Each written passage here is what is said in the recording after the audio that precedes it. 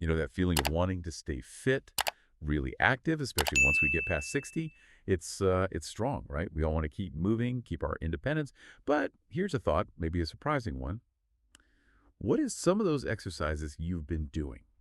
The ones you trust to keep you strong could actually be, well, silently putting your heart at risk. Sounds like a bit of a contradiction, doesn't it? Trying to be healthy, but maybe doing quiet harm. Okay, so let's unpack this. That's our mission for this deep dive. We're looking at what a veteran cardiologist sees as 5 really common exercise mistakes for seniors. Mistakes that could be dangerous. But hey, this isn't about scaring anyone. It's about empowerment. Real empowerment. We're going beyond just the warnings. We'll uncover safer, smarter ways to move, ways that truly support a long, healthy life, and our insights that come straight from Silver Health Talk. It's a fantastic series all about protecting the aging heart. Think of this as your shortcut to being really well informed, giving you that specific knowledge, the nuances, so you can move with confidence, move safely, know exactly what your heart needs now. hmm And what's really fascinating here, I think, is how our relationship with our own bodies, especially our heart, it just has to change as we get older. It's not about, just giving up or slowing down for the sake of it. It's more about shifting gears, Yeah. moving into a smarter partnership with your own body. And the danger, as you said, it's subtle. That's the key thing. It's not like pulling a muscle where you feel it right away, bang, heart strain. It can be quiet, almost invisible sometimes, until it isn't quiet anymore. Until it's serious. It doesn't always shout with pain signals. So our goal here in this deep dive is to help you tune in, to help you maybe recognize what your heart might be trying to whisper to you during exercise, even after. We want to arm you with insights that could really change how you approach staying active and well. So let's dive a bit deeper then into that surprising idea. How can exercises that seem so good for us, these popular routines, actually become, well, problematic after 60? Our source mentions this cardiologist seeing patients, right, and come in with high blood pressure, maybe an irregular heartbeat, or signs of heart strain. And the kicker is, it's often not from the usual suspects like diet or just sitting around too much. Right. It's from the wrong kind of movement. That's the phrase he uses. Wow, the wrong kind of movement. And that's what makes it so insidious, really. He warns that this damage can be quiet. You don't feel it happening until suddenly you do. And most seniors, he points out, they just don't realize they're making these mistakes. They think they're doing everything right. That's the scary part, isn't it? Thinking you're on the right track. It is, and that's why understanding the why behind it is crucial. These movements, they aren't always, extreme mountain climbing or something. Sometimes they're things people do every day.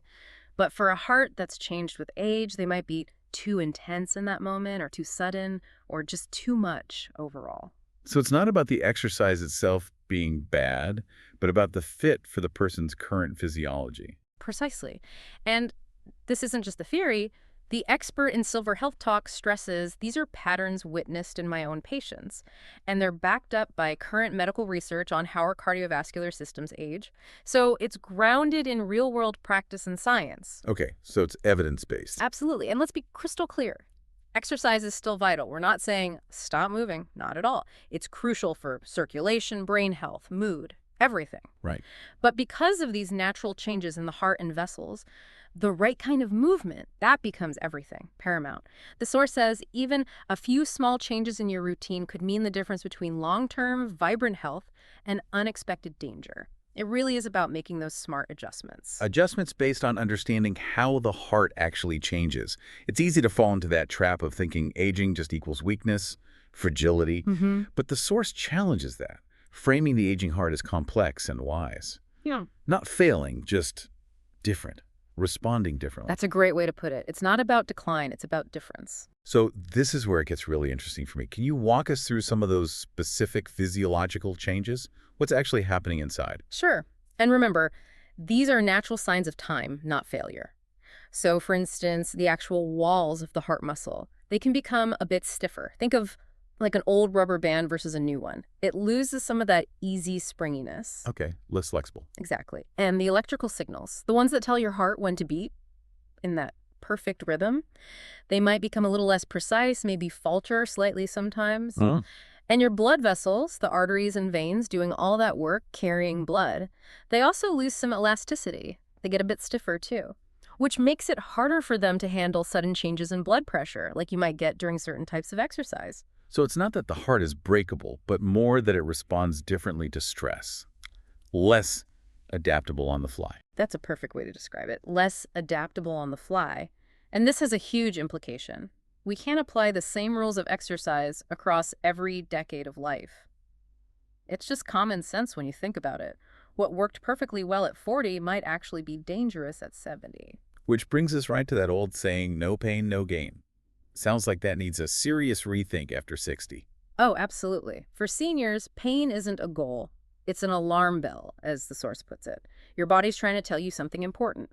So what kind of signals should people be tuning into? Things they might have dismissed before. Yeah, good question. Maybe you notice you get short of breath going upstairs that used to be easy. Or your heart feels like it's racing during pretty light effort. Or maybe you get this kind of heavy feeling in your chest after doing something. These aren't just signs of getting old, these are specific signals. It's your body asking for a new kind of partnership, a different approach. A partnership, not a punishment. I like that. Exactly. And that directly contradicts another dangerous myth, the idea that you should just push past fatigue for heart health. For someone, say, 65, who might have some hidden arterial stiffness they don't even know about, pushing past fatigue can lead them straight to the ER. Seriously. Wow. Okay. So it really forces us to ask that question. How do we shift? How do we move from punishing our hearts to partnering with them? Right. And the guiding principle, the takeaway here, is simple but profound. You don't need to move harder. You need to move wiser. Wiser, not harder. Okay, that sets the stage perfectly. With that understanding of the aging heart, let's get specific. What's the first exercise on the list to reconsider? All right, the first one, our expert flags, is high-intensity interval training. You know it as HIIT. Oh yeah, HIIT is everywhere. Super popular. Totally. And for younger folks, it has its appeal, right? Fast fat loss boosts endurance. People talk about anti-aging benefits, all in shorter workouts. It's designed to push you to your max in quick bursts. Yeah, that's the promise. But for an aging heart, the expert uses a pretty stark image. He calls it throwing gasoline on a slow-burning fire. Wow. Okay, gasoline on a fire. Yeah. That paints a picture. Can you break down why? What are the mechanics that make HIR risky for an older cardiovascular system, even if someone feels okay doing it? Let's get into that because it's crucial. Mm-hmm. With HII, you get these sudden, really intense spikes in exertion. Your heart rate shoots up incredibly fast, often way beyond levels that are safe for a system that doesn't have that youthful elasticity anymore. Right, it can't adapt that quickly. Exactly. And blood pressure spikes right along with it. The body's demanding tons of oxygen, like right now, so the heart is forced to pump much harder, much faster against blood vessels that might be stiffer and less accommodating. And the irony you mentioned. Yeah. People feel okay during it. That's the really tricky part. Adrenaline kicks in. It's a stress hormone, right? It masks the strain. You feel powerful, accomplished. Yeah. But then, hours later, maybe even the next day, the real symptoms can show up. Things like an irregular heartbeat that feels fluttery or jumpy, or a persistent tightness in the chest, or just this overwhelming fatigue that doesn't feel like normal tiredness. It just wipes you out. And in the worst cases. In the worst cases, sadly, it can trigger a cardiac event, an episode that could likely have been avoided with a different approach. The core issues with HI for seniors are that sustained extreme stress without enough recovery time, those 0 to 60 movements without a proper gradual warm-up, and rest periods that are just too short for an older heart to really stabilize and recover before the next intense burst. That combination is the danger zone. It sounds like the heart just gets overwhelmed, never gets a chance to catch its breath, essentially. So if HIT, this kind of shock and awe approach, is off the table, what's the smarter alternative? The gold standard for heart health after 60. The alternative, the real gold standard, according to our source, is something called moderate intensity steady state cardio. MISS, for short. MISS. Okay, sounds less intense already. It is. But less intense doesn't mean less effective. It means smarter. The key here is predictable stimulation. Steady effort. Think 30 to 40 minutes of walking at a consistent pace where you can still hold a conversation. Right, the talk test. Exactly. Or maybe gentle cycling on a stationary bike, or water aerobics. These aren't just slow options. They're profoundly better for the aging heart. Why? Because they give your heart time to adapt gradually to the increased demand. You avoid those dramatic surges in pressure that can rupture fragile arteries or trigger arrhythmias, those irregular heartbeats. So it's about building resilience steadily, not risking damage with sudden shocks. Precisely. It's about long-term heart resilience. And it requires a bit of a mindset shift. We need to reframe slowing down. It's not giving up, it's being strategic, it's being sustainable, and the payoff is huge. Fewer emergency visits, more stable blood pressure, real, tangible benefits. That makes perfect sense. Supporting the body, not shocking it? Consistency over intensity? That's the core message for cardio. If we connect it to the bigger picture, you want to nurture your body into shape, work with its natural rhythms, not fight against them with demands it can't safely meet anymore. Okay, that's clear for cardio. Let's move to the second exercise to reconsider. Heavy weightlifting with low reps. This one has a strong appeal too, right? Maintaining muscle, staying independent. Absolutely. And resistance training is crucial. Our expert emphasizes that. It's vital for bone density, metabolism, functional strength, no question. But the danger lies specifically in that combination. High load and low repetition, pushing really heavy weights for just a few reps. That's the problem area. When you lift close to your maximum effort, even for just a few seconds, your blood pressure doesn't just rise, it spikes Right. sharply. Now, younger, more flexible arteries can usually handle that, but older arteries, often a bit stiffer, maybe narrower, that sudden pressure surge can be a tipping point. Too much strain on the vessel walls. And there's another danger too, something called the Valsalva effect. Yes, the Valsalva effect, or Valsalva maneuver. This is really important and often overlooked. It's when you instinctively hold your breath and bear down while straining, like you're trying to lift something super heavy. I know that feeling. Right. But doing that drastically limits oxygen flow back to your heart and even to your brain. And it massively increases the pressure inside your chest, the thoracic pressure, and even inside your skull, the intracranial pressure. Wow, okay. That sounds intense. It is. Internally, your heart is working like crazy against this wall of pressure. You might not even feel it until later. But this strain can potentially lead to arrhythmias, irregular heartbeats, or even increase the risk of stroke or heart attack, especially if someone has undiagnosed high blood pressure, hypertension. And the source mentions patients having episodes doing this. Yes, sadly. People trying their best just to stay strong, using heavy weights, and then experiencing serious problems. It highlights that good intentions aren't enough. The method has to be right for your current physiology. So if lifting super heavy for just a few reps is risky, what's the safer, smarter way to build and maintain that crucial strength? The safer and still very effective path is shifting the focus. Lighter weights, more repetitions, and absolutely critical controlled breathing. Lighter weights, more reps. Yeah. Instead of aiming for, say, 5 or 6 reps near your max, choose a weight where you can comfortably complete 12 to 15 repetitions with good form. The emphasis totally shifts from brute force to control to the quality of the movement. And the breathing. Crucial. You need to breathe steadily throughout the entire lift. Never hold your breath. A good pattern is often inhaling as you prepare or lower the weight and exhaling steadily during the exertion phase, the lift itself. Slow, deliberate movements. What about alternatives to weights? Great question. Bodyweight exercises are fantastic things like chair squats, where you stand up and sit down from a sturdy chair, or modified push-ups against a wall. And resistance bands are incredibly versatile and provide resistance without that heavy compressive load. Lots of safer options. So it forces us to redefine strength a bit, doesn't it? It really does. What's fascinating here is shifting the goal. Is strength just about lifting the heaviest thing once? Or is it about how long you can keep living independently, walking with stability, standing tall, avoiding injury? Functional strength, real-world strength. Exactly. Strength becomes balance, control, confidence in movement. The goal isn't just a bigger muscle, it's a longer, healthier, more capable life. So the message is, train with wisdom, not ego. Lift with purpose, not dangerous pressure. Wisdom, not ego. Purpose, not pressure. I like that. Mm. Okay, number 3. This one might really catch people off guard. Hot yoga and exercising in very hot environments. Yeah, this one often surprises people because traditional yoga has so many benefits, and hot yoga is often marketed as this detoxifying, deeply stretching experience. Right. Sounds gentle, maybe even spiritual. It can be, but our expert is clear. Once heat enters the equation, the story changes profoundly, especially after 60. Why is that? What does the heat do? It comes down to thermoregulation, your body's ability to control its internal temperature. As we age, the system becomes less efficient. We might not sweat as effectively, and the blood vessels in our skin might not dilate as well to release heat. So the body struggles more to cool itself down. Precisely. Which means the heart must take on more of the burden. It has to work harder just to maintain a safe core temperature. And in a hot yoga room, often 90, 100, even 105 degrees. That burden becomes exponential. Your heart rate climbs significantly just from the heat itself.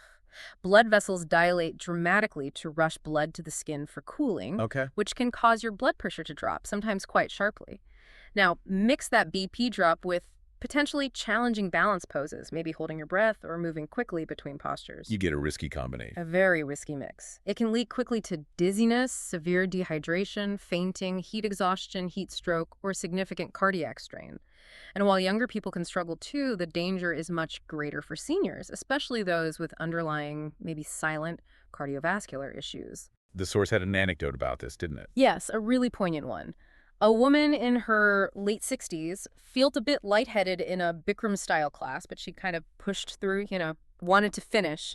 She ended up in the ER, diagnosed with atrial fibrillation, that irregular heartbeat we mentioned, which was directly triggered by dehydration and thermal stress. Wow. And she hadn't even realized how bad it was. That's the chilling part. She apparently hadn't even broken much of a sweat, which shows how deceptive it can be. The expert warns the insidious thing about heat is that it creeps up quietly. You often don't feel the distress until your system is already overwhelmed. That's truly scary. So if hot yoga poses these risks, what's the safe way to get the flexibility, balance, and mindfulness benefits of yoga? The better path is straightforward. Stick to cool or room temperature yoga. Simple as that. Same poses, different environment. Exactly. You get all the wonderful benefits, the poses, the breath work, the mental calm, but without the added strain on your heart and thermoregulatory system. It's really worth seeking out classes specifically designed for seniors. Instructors there are usually trained to understand these nuances. The kind of classes. Things like slow flow yoga, restorative yoga, which is very gentle, or chair-supported yoga are fantastic options. They build flexibility and balance safely. And hydration is key here too, I assume. Absolutely critical. Sipping water steadily throughout any class, even a gentle one, is vital. And always, always listen to your body. If you feel dizzy, unusually tired, lightheaded, that's not weakness stopping you. Yep. Our expert says that's wisdom, your body telling you to slow down or stop. Wisdom, not weakness. That's a great mantra. It really is. Cool. And connecting this to the bigger picture, we need to understand that heat stress on the body is fundamentally different from healthy physical stress, like from exercise. How so? Think of it like this. Healthy exercise gently challenges your heart to become more efficient, like training a muscle. Heat stress forces your heart to work overtime just to cool you down, diverting resources. It's a burden, not beneficial training. They are not the same thing for your heart. That analogy makes it very clear. Yeah. Okay, moving to number 4. This one seems like the most common, maybe the most basic exercise. Treadmill walking. Seems harmless, right? But the expert points out risks, especially with an incline or if you don't use the handrails for support. Exactly. Walking itself, fantastic. Great for joints, circulation, blood pressure, balance. We all agree on that. But treadmill walking is different somehow.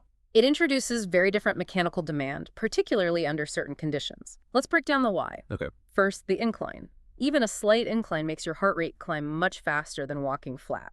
It's great for leg muscles, sure, but it demands a lot more oxygen and blood flow. For older adults, maybe with some arterial stiffness or unnoticed high blood pressure, this can be overtaxing. Makes sense. What else? Second, the lack of visual cues. When you walk outside, your brain is constantly processing the texture of the ground, the horizon, little variation that's making tiny balance adjustments all the time. Right, you don't even think about it. Exactly. On a treadmill, you lose all that. It's a uniform belt moving beneath you.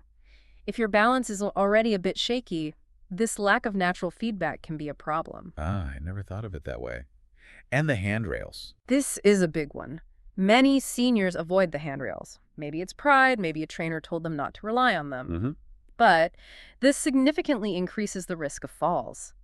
The machine isn't really designed for completely unsupported natural walking, especially as you get tired or if your balance falters for a second. The number of falls leading to broken wrists, sprains, even concussions, just from avoiding treadmill handrails. It's sadly common and preventable. And posture can be an issue too. Yes. Especially on an incline, people tend to lean too far forward, which strains the lower back and neck. Or they might lock their knees with each step, which isn't good for joints or circulation. So much more complex than just putting one foot in front of the other on a belt. What's the safer way to walk, especially indoors? The safest path is always walking on a flat surface. If you use a treadmill, keep it at 0 incline. And please, use the handrails at least lightly for balance and safety. Think of them as your seatbelt. Okay, 0 incline, use the rails. Even better, if possible, is walking outdoors on level ground. That actually retrains your balance and spatial awareness in a way a machine can't. What if outdoor walking isn't an option? Then create indoor circuits, walk laps in a hallway or a large room, add gentle turns, maybe vary your pace slightly. This brings back some of that environmental interaction. It really raises an important question, doesn't it? How do you keep your confidence, keep moving safely, and not let a fitness machine become a hidden hazard? Yeah. It comes back to remembering that your heart and your balance are more connected than you think. A fall isn't just a physical setback. It can shake your confidence, make you afraid to move, leading to less activity, which then isn't good for your heart either. It's a vicious cycle. Using tools wisely, understanding their limits. That's key. Absolutely. Prioritize long-term safety. Okay, number 5, the final exercise to reconsider. High-impact group fitness classes. Thinking Zumba, step aerobics, fast dance classes. Yep, those energetic ones. And they absolutely have appeal. The music, the energy, the social connection. It's fun. People get drawn in. Definitely. But our expert cautions for seniors, they can quietly place too much demand on a heart that needs steadiness, not sudden spikes. What's the core issue there? The danger lies in the unpredictable movement and the often uncontrolled intensity. These classes usually involve very quick transitions. Think sudden sidesteps, little jumps or hops, quick twists, abrupt changes in speed and direction. Right, lots of fast changes. And that makes your heart rate jump up and down without much warning. An aging cardiovascular system often prefers a more gradual climb and descent. It can feel overwhelming.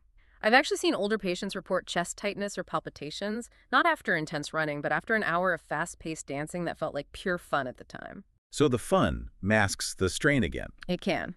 And beyond the heart, think about balance. Fast choreography, quick turns, often on hard studio floors that increases the risk of slips, trips, and joint injuries. Plus, the group energy, while motivating, can become a subtle pressure. You feel like you have to keep up with the instructor or the younger people. Yeah, you don't want to be the one slowing down. Exactly. So you might ignore those little signals of fatigue or discomfort that your body is sending. And then there's the impact. The bouncing, hopping, pivoting. That puts a lot of stress on knees, hips, spine joints that might already be dealing with some arthritis or wear and tear. What feels like a good workout might lead to days of stiffness, pain, or worse. So how can seniors still get that fun social group exercise experience without these risks? What are the safer alternatives? The guiding principle is always, movement must match the body's needs right now. So the key is to look for low-impact classes specifically designed for seniors. Low impact, senior specific. Yes. These usually have slower tempos. They might offer chair-assisted options. The steps are modified to focus on coordination and rhythm without jarring the joints or spiking the heart rate suddenly. It's also really important to check the instructor's qualifications. Are they trained in senior fitness? Do they understand these physiological differences? Good point. Look for classes where modifications are actively offered and encouraged, where water breaks are built in and adjusting your pace is seen as normal, not weak. Gentle alternatives like Tai Chi, chair yoga, or even specific dance walking routines can offer similar benefits, movement, rhythm, social fun, but safely. It comes down to redefining success in that context, doesn't it? Absolutely. The expert puts it beautifully. There's no prize for keeping up with a 20-year-old instructor. The real win, the true success, is walking out of class feeling steady, confident, and energized, not dizzy, strained, or utterly exhausted. Exercise for seniors should feel supportive, enjoyable, steady, not punishing, frantic, or risky. It's about moving safely and happily on your terms. On your terms. I love that. Okay, so we've covered the 5 things to reconsider. Let's pivot now. From what to avoid to what to embrace. How do we actively support the heart you have today? After all this insight, what does it really mean for building a routine that nurtures the heart? It means recognizing what your heart truly wants. And what it wants, fundamentally, is consistency. Gentle, repeated effort over time. Not shocks, not chaos. It wants movement that respects recovery, that allows you to pause, breathe, listen, and come back when you're ready, not just push through because you think you should. And it craves balance, physical balance in your posture, balance in your pacing, and even emotional balance as you move. So what are some of those underrated but powerful movements that deliver this? Okay, let's highlight a few. First, just walking on level ground. Simple, yes, but profoundly effective. Aim for 20-30 minutes. Steady pace, conversational level, ideally outdoors if you can. Benefits: helps regulate blood pressure, improves blood sugar control, lowers stress hormones. It's foundational. Okay, walking. What else? Second, gentle strength training. Using light weights or resistance bands. Focus on functional movements, things you do in daily life, like standing up from a chair smoothly, reaching for something on a shelf. Gentle pressing or pulling motions. This builds the muscles you need for independence without that cardiovascular overload. Functional strength again. Makes sense. Third, flexibility work. This could be simple stretching or gentle yoga. The key is doing it slowly, mindfully. This improves circulation to your joints and muscles, keeps you supple. And fourth, don't underestimate balance-focused activities. Things like Tai Chi, practicing walking heel to toe along a line, or even just standing on one foot near a counter for support. That doesn't feel like hard exercise, maybe. Maybe not directly cardio, but preventing falls is huge for heart health. A fall can lead to inactivity, fear, stress, all bad for the heart. So balance work is crucial in direct heart care. And across all of these, the emphasis is on pace. Let your heart guide you. Feel lightheaded, stop. Feel strong and steady, continue gently. Unsure, slow down or ask for support. Partnership, not punishment. That's the core message. It's a partnership. When your heart feels safe and respected, it actually gets stronger over time. When your body feels steady and confident, it becomes more resilient. It's a positive cycle. That's such an encouraging way to look at it. Now, for someone listening who's thinking, okay, I'm ready to move wisely, safely, but where do I start? How do I put this into a week?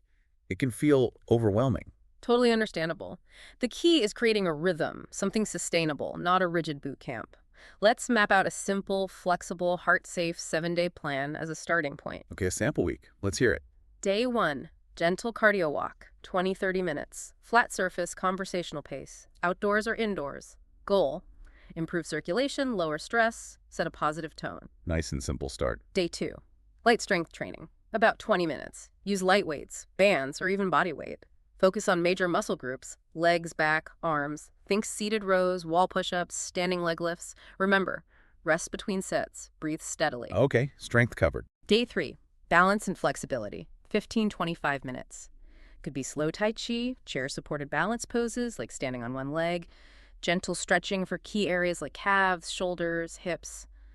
Goal: fall prevention, joint suppleness. Important for mobility. Day 4, active rest day. Keyword is active, not sitting all day. Light housework, gentle gardening, a slow walk around the house or yard. It keeps blood moving gently without strain. So rest doesn't mean total inactivity. Exactly. Day 5, moderate cardio plus core stability. 20-30 minutes, maybe another walk, perhaps trying very light intervals, walk a bit faster for a minute, then back to conversational pace. Follow with core moves like seated leg raises, standing side bends, gentle pelvic tilts. Good for posture, spinal health. Adding a little variety. Day 6, chair yoga or gentle flow, 20-25 minutes. Use a guided video or find a senior focus class. Focus on connecting breath with movement, improving range of motion, calming the nervous system. Modify or pause whenever needed. Mind-body connection. Nice. And day 7, total recovery plus mindfulness. Optional, but highly recommended. This is your reset. Maybe a warm bath, a quiet sit outdoors, focusing on your breath. Mental calm is vital heart care too. And this is flexible, right? Not set in stone. Absolutely. This is a template, a conversation starter with your body. Miss a day, swap days around, totally fine. Listen to how you feel. What truly matters is moving your body consistently, paying attention to your breath, listening to those signals we talked about, and just showing up for your health regularly. This kind of rhythm builds strength, yes, in your muscles, but also profoundly in your confidence. And that confidence, as the expert says, is often the greatest protective medicine of all. Confidence is medicine. I love that. But even with the best plan, that skill of listening to your body is paramount, as you said, especially because those signals can be quieter, but maybe more serious as we age. That feeling of being just tired could be something more. It absolutely could. It's about learning to differentiate normal effort from a genuine warning sign that needs attention right now.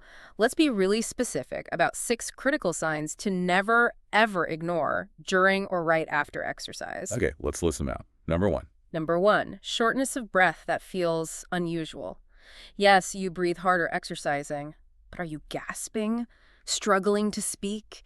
Breathless at a pace that shouldn't make you breathless? Stop immediately. Could be restricted blood flow, an arrhythmia, even heart failure signs. Okay, unusual shortness of breath. Number 2. Number 2, Sudden dizziness or lightheadedness, room spinning, feeling like your knees will buckle, needing to sit down right away. That's often blood pressure related. Your body's trying to protect you from a fall or maybe something more serious cardiovascularly. Heed that signal instantly. Don't push through dizziness. Got Yeah. it. Number 3. Number 3, chest discomfort, tightness, or pressure. And remember, it's not always sharp pain like in the movies. It can be a heavy weight, a squeezing, maybe pressure moving into your shoulders, arms, neck, or jaw. Potential angina or even heart attack. Never push through this. Call for help. Chest pressure of any kind, take it seriously. Number 4. Number 4, irregular or racing heartbeat. Heart suddenly pounding, fluttering like a bird in your chest, skipping beats erratically. Pause right away. Sit, breathe, try to take your pulse. If it doesn't settle quickly or feels really fast or chaotic, call your doctor. Arrhythmias need checking out. Irregular heartbeat needs attention.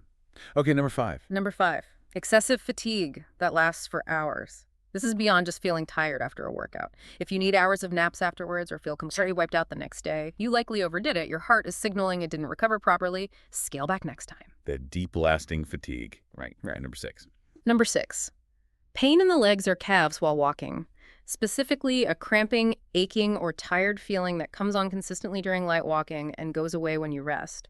This isn't just muscle soreness. It can be a sign of poor circulation, like peripheral artery disease or PAD, another circulatory warning sign. Okay, those 6 are crucial. What should someone do immediately if they experience any of them? The steps are simple, but vital. Stop. Sit down. Breathe slowly and deeply. Take stock. How do you feel? Maybe sip some water. Check your pulse if you can. Note how long it takes to feel normal again. And the most important step, don't hesitate to call your healthcare provider.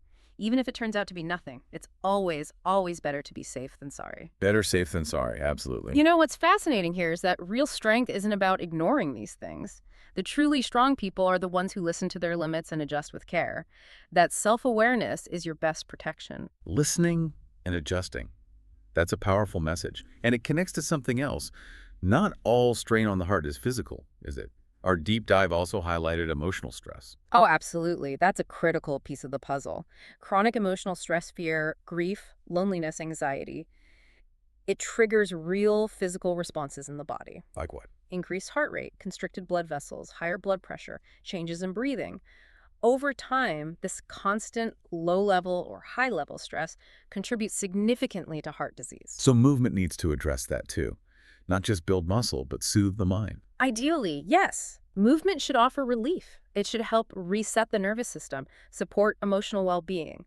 This is where calm movement comes in intentional, breath-connected grounding practices, chosen out of wisdom, not weakness. What kind of practices are we talking about? Several things can be incredibly helpful. Deep breathing with gentle motion, even just 5 minutes, maybe slowly raising and lowering your arms with your breath, can regulate the nervous system, lower cortisol, improve heart rate variability. Simple but effective. Tai Chi and Qigong, often called meditation in motion, proven to reduce anxiety, improve balance, lower blood pressure. Very accessible, no equipment needed. Nature walks without headphones. Just being outside, noticing the sounds, the sights. It's naturally calming, lowers stress hormones, clears the mental clutter. Getting away from the noise. And even seated meditation with postural awareness. Just sitting quietly, focusing on your breath, feeling your posture, allows the heart to rest, muscles to soften, pulse to calm down. The point is, you don't have to just endure stress. You can move through it with care, with breath. And when you do, your heart learns resilience in a different way. It learns to release. Moving through stress, not just running from it. That's a lovely thought. And this holistic view extends even further, doesn't it, to our actual surroundings, our environment. Yes, your heart notices its atmosphere, the space you're in, the people you're with, the noise levels. It all has an impact, especially for seniors who might face more isolation or environmental stressors. So how can we shape our surroundings to better support heart health? A few key things. Create a peaceful place to move. Doesn't need to be fancy. Just a clean, quiet corner, maybe near a window. Calm spaces literally calm your nervous system, which calms your heart.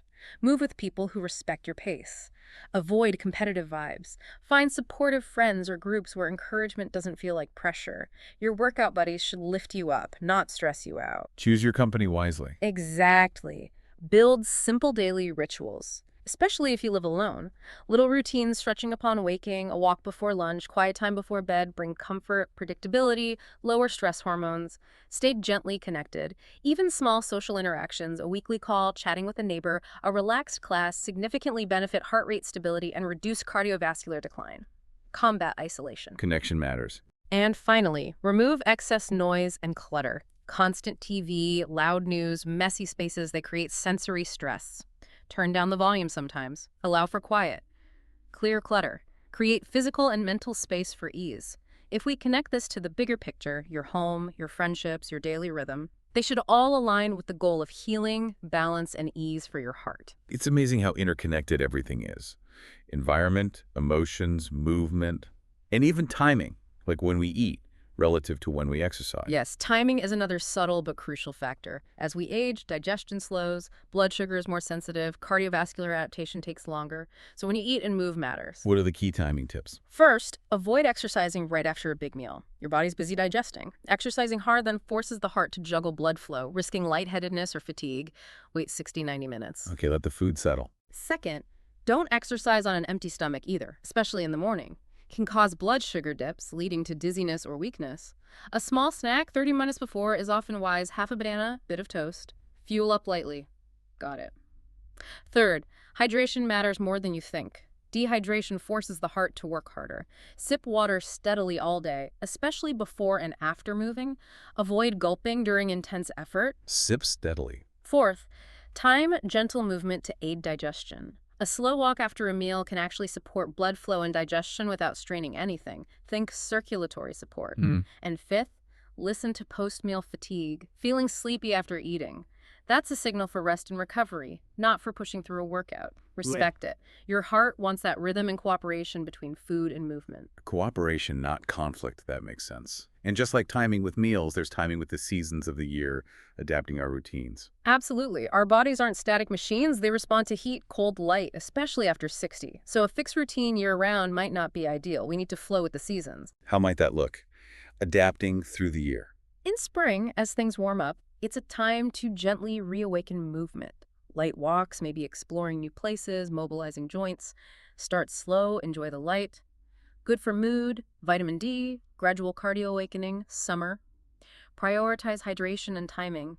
Heat puts extra strain on the heart. Exercise early or late, avoid midday sun.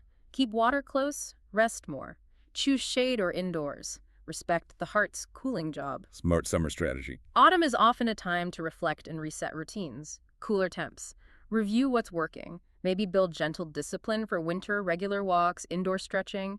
Good time to reconnect socially, too, as the emotional heart needs company. And winter. It's okay to slow down, but don't stop completely. Cold can stiffen joints, make the heart work harder.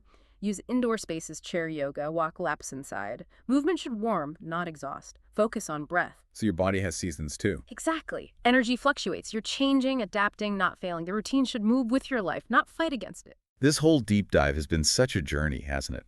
From the warnings to this deep wisdom about listening, adapting, respecting the heart. As the source said, your heart has carried you through everything. It really has. And it's still beating, carrying you forward. Aging isn't just decline. Our expert calls it refinement. A chance to shed the noise, the pressure, the comparisons. A chance to live with wisdom, not just perform strength. We've learned so much today. That not all exercise is helpful. Some can harm quietly. That our hearts crave calm, steady effort. That balance, breath, consistency trump intensity. That our environment, emotions, community matter just as much as the physical movement. And maybe most importantly, it's truly not too late to find a new, kinder rhythm. It's never too late. Never. And it's okay if you feel you've lost strength or move slower or carry grief or health worries. Your heart isn't asking you to ignore all that. It's asking you to include it, acknowledge it, and keep going with kindness. So the advice boils down to this. Stretch gently. Walk calmly. Breathe deeply. Rest without guilt.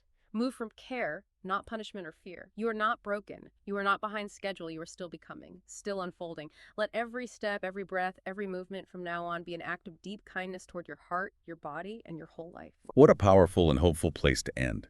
We've covered so much ground in this deep dive, uncovering not just information, but real, actionable wisdom for living a healthier, more conscious life after 60.